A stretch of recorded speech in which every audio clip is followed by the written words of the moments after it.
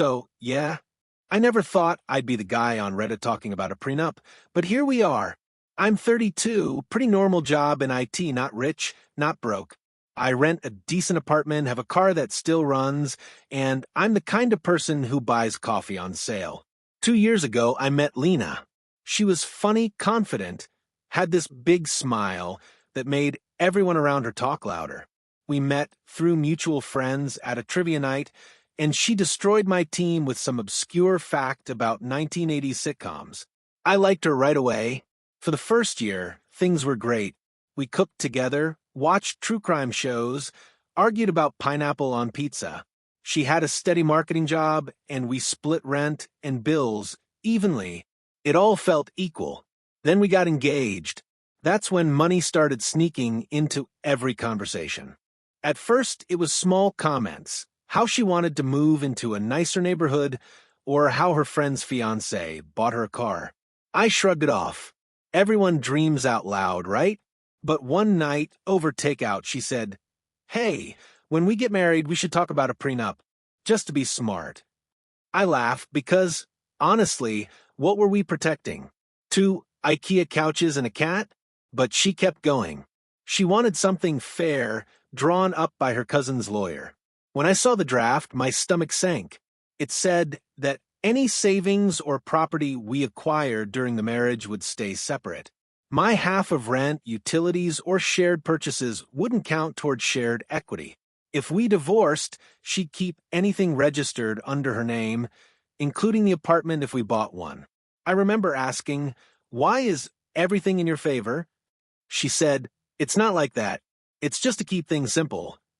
Something about the way she said simple didn't sit right. That night, I vented to my friend Nate, who's a paralegal. He told me to get my own lawyer before signing anything. I did. My lawyer, an older woman named Janice, read the document, looked up at me and said, "She's setting you up to walk away with nothing." It hurt to hear. I didn't want to believe Lena was like that. But then Janice showed me an email chain. Apparently Lena had accidentally CC'd me on one message about the prenup when forwarding documents.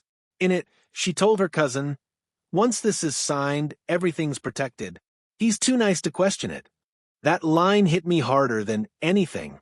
I didn't confront her right away. I wanted to see who she really was when money came up again. So, for a few weeks, I played along. I let her think I was dragging my feet.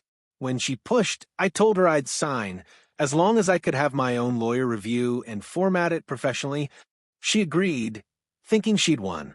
Janice and I spent a week rewriting it from scratch. Instead of one-sided clauses, we made it mutual. Anything bought together would be shared equally. And hidden inside, there was a simple clause. If either partner misrepresented assets, debts, or income before signing, the prenup would be void. Completely fair. Totally legal. But deadly if you were hiding something. Fast forward to the wedding month. Lena was all smiles again, showing me flower samples and venues. The tension disappeared, almost. I noticed her credit card bills were climbing. She started ordering designer stuff, dresses, shoes, decor for the big day. When I asked about the cost, she said, "Don't worry, babe, it's an investment." I kept quiet, but I made copies of everything. The night before the wedding, she handed me the printed prenup and a pen. I smiled and said, "Already taken care of." My lawyer formatted it. She barely looked at the pages before signing. The ceremony was small, nice, full of people cheering. For a while, I forgot the tension. I loved her, even if part of me knew something wasn't right. Then, 3 months later, she changed. Fast. She started making big purchases, new furniture, vacations, jewelry. When I asked where the money was coming from, she said, "Relax. I have savings." Except she didn't. One afternoon, a letter came addressed to both of us from her credit company. She'd maxed out 2 cards and taken a personal loan.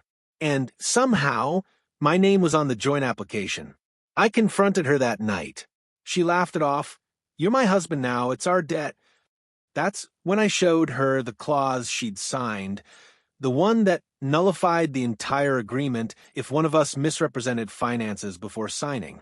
I asked her why she hadn't disclosed her debts. Her face went pale. Within a week, she was meeting with a lawyer of her own. She tried to twist it, saying I'd tricked her, but the emails told a different story. She'd written to her cousin bragging that she'd keep me from touching her money, when in reality, she'd been hiding debt.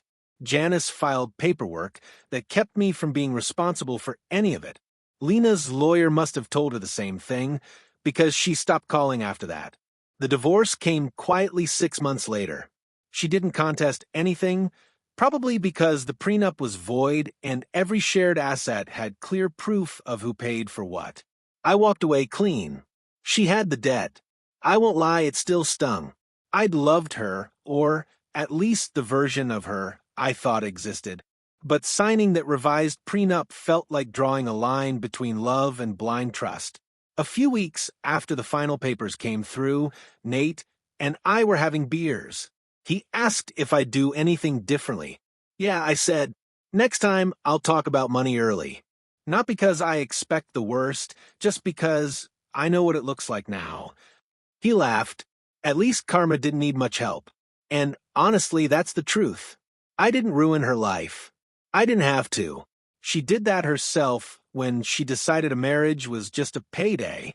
Sometimes the best revenge is just letting people trip over the trap they set for you.